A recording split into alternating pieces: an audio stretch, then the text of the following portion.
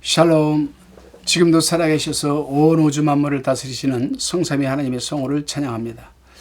오늘은 사도행전 25장 1절로 27절의 말씀을 가지고 사람의 마음을 주장하시는 하나님이라는 주제로 우리가 요약 강해를 나누어 봅니다. 본문 1절로 5절입니다.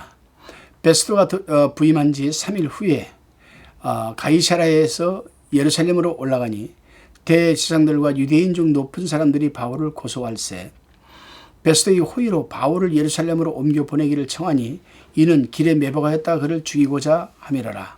베스도가 대답하여 바울이 가이사랴에 구리된 것과 자기도 미국에 떠나갈 것을 말하고 또 가로되 너희 중 유력한 자들은 나와 함께 내려가서 그 사람에게 만일 옳지 아니한 일이 있거든 송사하라 하니라. 베스도가 총독으로 부임한 지 3일 후에 예루살렘으로 올라갔습니다.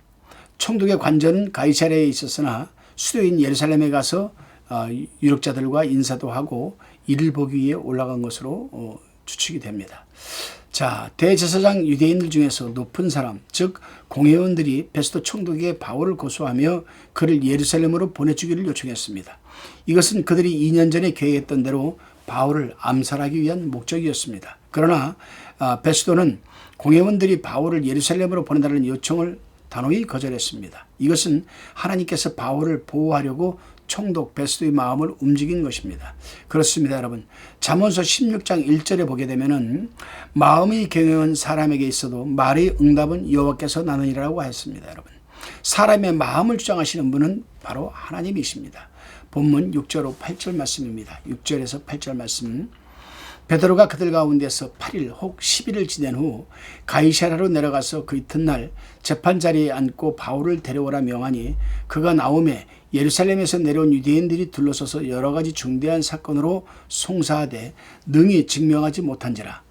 바울이 변명하여 가로되 유대인의 율법이나 성전이나 가이사에게나 내가 도무지 죄를 범하지 아니하였노라 하니.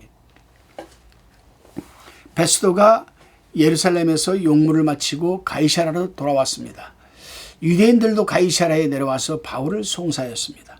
그 이튿날 총독이 재판자리에 앉아서 바울을 불러내고 유대인들도 아래 4가지 중대한 사건으로 바울을 고소했습니다. 첫째, 유대인의 율법을 범했다. 둘째, 성전을 더럽혔다. 셋째, 가이사랴를 거역했다. 넷째, 예수가 죽었다가 살아났다고 한다. 이들은 지금 계속해서 전 총독, 후임 총독에게 이렇게 4가지를 해가지고 좀 반응이 안 좋으면 약간 또 내용을 바꾸어서 또 거기서 안 되면 또 이렇게 바꾸고 이런 스타일로 지금 계속 바울을 힘들게 했습니다.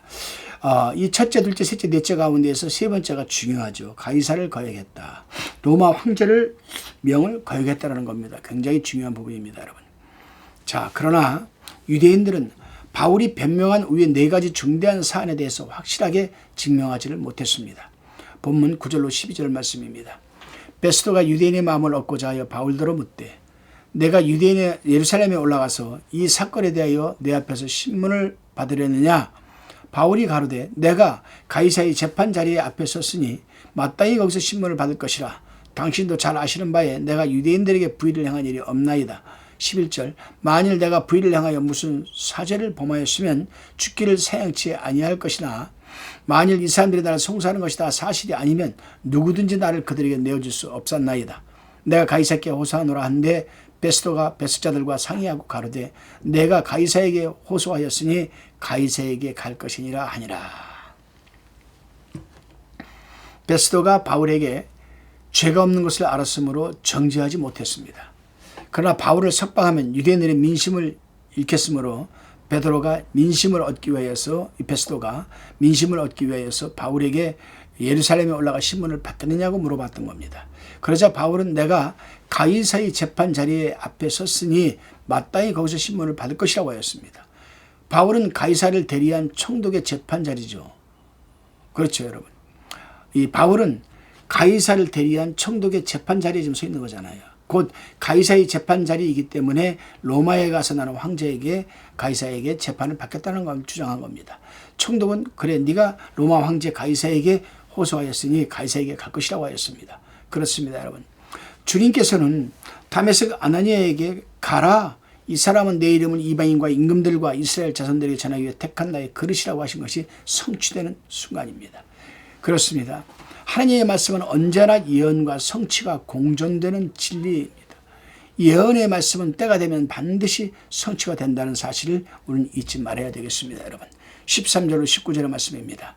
수르의 아그리빠 왕과 버니게가 베스도에게 문안하러 가이사라에 와서 여러 날을 있더니 베스도가 바울의 일로 왕에게 고하여 가로되 벨릭스가 한 사람을 구려 두었는데 내가 예루살렘에 있을 때에 유대인 대장들과 장로들이 그를 고소하여 정죄하기를 청하기에 내가 대답하되 무릇 피고가 원고들 앞에서 고소 사건에 대해 변명할 기회가 있기 전에 내어주는 것이 로마 사람의 법이 아니라 하였노라. 그러므로 저희가 나와 함께 여기 오매 내가 지체하지 아니하고 이튿날 재판자리에 앉아 명하여 그 사람을 데려왔으나 원고들이 서서 나의 짐작하던 것과 같은 악행의 사건은 하나도 제출치 않고 오직 자기들의 종교와 또는 예수라 하는 이 죽은 것을 살았다고 바울이 주장하는 그 일에 관한 문제로 송사하는 것뿐이라. 이 총독도 이 베스도 총독도 여러분 이 벨리스 총독하고는 좀 다른 것 같아요. 아주 정직한 그런 사람 같아요. 수일 후에 아그리빠 왕과 버니게가 베스도 총독의 문안하러 가이사에 왔습니다. 아그리빠 왕은 대헤롯의 증손자이며 아그리빠 1세의 아들입니다. 그는 어려서 로마 궁중에서 양육을 받았으며 황제 클라우디어스의 사랑을 받아서 주 50년에 칼키스 지방의 영토를 얻었고 주 55년에 갈릴리와 베레아 지방의 분봉왕이 되었습니다. 버니게는 이 아그리빠 왕의 누이죠. 누이. 그러니까 어떻게 보면은 가족끼리 지금 분류를 하는 겁니다. 가족끼리. 누나하고 남동생하고. 이 버니게가 참 여자가 참 대단했던 것 같아요. 이 버니게는 아그리빠 왕의 누이인데 그런 아그리빠 왕과 더불어 불륜의 관계를 맺고 있는 겁니다. 그러니까 누나와 남동생이 불륜의 죄를 범하고 있는 것이죠. 이 버니게라는 여자는 먼저 자기 숙부 칼키스 왕 헤롯에게 출가하였다가 그가 죽은 후 또 길리기아 왕 폴레몬과 결혼했으나 얼마 후 또 이혼하고 로마 황제 베스파시안과 디도 등의 첩으로 살았던 아주 유명한 여러분 요부 중에 요부였습니다. 베스도가 아그리빠 왕에게 말하기를 전 총독 벨리스가 바울이라는 사람을 구금하여 두었는데 내가 예루살렘에 갔을 때 유대인들이 내어달라고 하므로 원고가 피고 앞에서 변명하기 전에 내어주는 것이 로마인의 법이 아니므로 가이사라에게 내려와 재판한 결과 바울에게 아무 죄가 없고 다만 자기들이 종교와 예수라는 사람이 죽었다가 살았다는 것을 바울이 주장하는 문제로 송사할 뿐이었다라고 하였습니다. 자, 그러면 여기서 왜 이 버니게 총독은 아그리빠 왕에게 이러한 말을 했을까? 아그리빠 왕은 이방인입니다. 유대인의 율법과 유대인의 어떤 종교적인 그 교리 또 정치에 대해서는 몰라요. 그러나 이 버니게는 그렇지만 아그리빠 왕은 유대인으로서 여러분 너무도 율법과 정치 관계를 너무도 잘 알고 있습니다. 그러니까 아마 이 베스도가 아그리빠 왕에게 지금 이제 바울이 로마 황제에게 상소했잖아요. 그러니까 로마 황제에게 자기가 뭘 좀 써가지고 이 사람이 상소한 보내서 좀 글을 써서 보내야 되는데 지금 그들에 대해서 아무것도 율법이고 뭐가 아닌 게 없으니까 아마 아그리빠 유대인 왕이었던 이 아그리빠 왕에게 그런 부분에 대해서 조언을 얻어서 상소문을 쓰려고 하지 않았나 그런 생각을 하게 됩니다. 20절로 22절 말씀입니다. 내가 이 일을 어떻게 사실할는지 의심이 있어서 바울에게 묻되 예루살렘에 올라가서 이 일의 신문을 받으려냐 한즉 바울은 황제의 판결을 받도록 자기를 지켜주기를 호소하므로 내가 그를 가이사에게 보내기까지 지켜두라 명하였노라 하니 아그리빠가 베스도더러 이르되 나도 이 사람의 말을 듣고자 하노라. 베스도가 가로되 내일 들으시리다 하더라. 자, 베스도 총독이 계속하여서 말하기를 내가 어떻게 처리할지 몰라서 바울에게 예루살렘에 가서 신문을 받겠느냐라고 물었더니 바울이 가이사 황제의 판결을 받도록 자기를 좀 지켜달라고 호소하기 때문에 가이사에게 보내기까지 지켜두라고 명령했다는 것을 지금 말해 주었습니다. 여러분. 그러자 아그리빠 왕도 바울의 소문을 들었는데 바울의 말을 한번 들어보기를 원한다고 하자 베스도가 내일 들어보자고 하였습니다. 그렇습니다. 여러분.